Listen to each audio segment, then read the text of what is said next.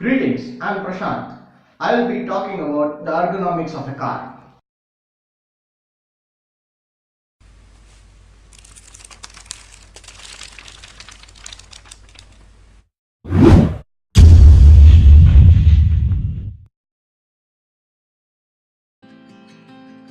Ergonomics is the science of the design of equipment, especially to reduce operator fatigue, discomfort, and injury.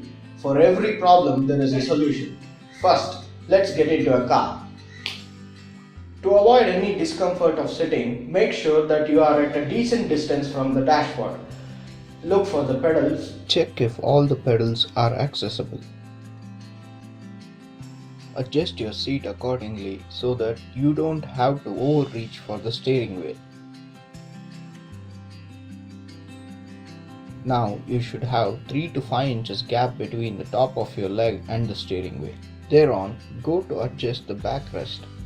Note that it should be at an angle of 110 to 115 degrees when you are sitting straight. Look around the car. You should be able to see the mirrors clearly and reach all the controls and the gear lever.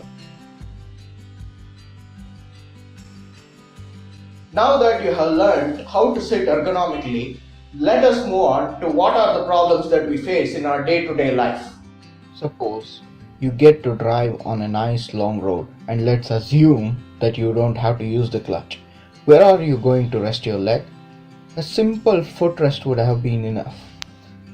As you can see in this image, for reference, my height is 5'11". I sit with all the adjustments and yet I have no under-thigh support whatsoever. The Indian car makers say that the customers are too price conscious and they can't provide all the features to a car. Yes, I agree. The cars of top-end quality, or as you call, the luxury cars, have all the quirks and features in them. But if you are not providing the main chunk of market with all the features, then what are you doing? This will be a long discussion and I am not interested in it. But what I am interested in is this. What you are looking at is a Jaguar F-Type. It's got 3-liter 340 horsepower supercharged V6 engine. All I can say is that it goes like the wind. But the fancy stuff is for another day. What I am really looking for is the electrically adjusted seating position. Look at the number of buttons over there. We can adjust the seat in million ways. And what we get in our country is this. Now, this is a video made by Opel stating that they have made an ergonomic seat.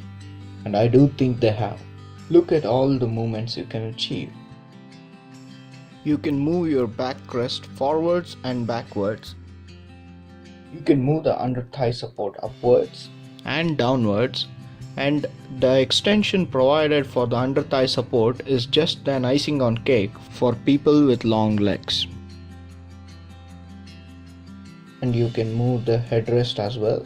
The lumbar support is so adjustable according to the individual that you can move it up and down and inflate it and deflate it so that you get to keep it at sweetest spot. Now instead of doing nothing, you can do something to improve the ergonomics. One, you can buy a new car.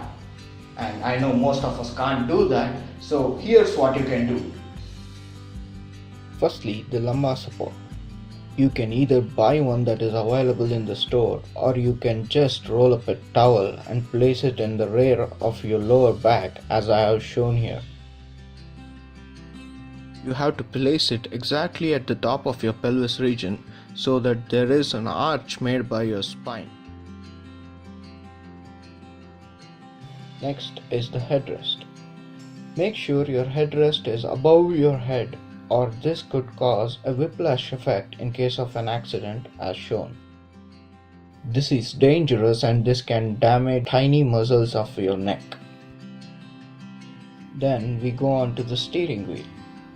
Imagine a clock on your wheel and hold your hand at the 3 and 9 position. And to improve your leg space, you can install a flat bottom steering wheel. It also improves your sense of position of the front wheels. If you are a driver who goes on long distance journeys, make sure you get a footrest welded to your car, and you can also have a left arm rest installed. It also works as a glove box and it provides a resting place for your arm. Some people might tell you to exercise in your car. That might be true if you are driving in a road like this.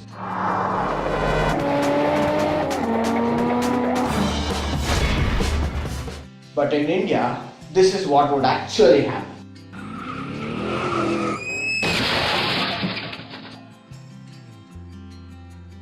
So after every 2.5 to 3 hours, stop, have a cup of tea or have a masala dosa, then refresh yourself and start again. That's the best way to do it. So now, if you are about to buy a car, make sure you keep some of these points in mind. Most importantly, buy a car that fits you and not a car that you fit in. Goodbye, have a nice day.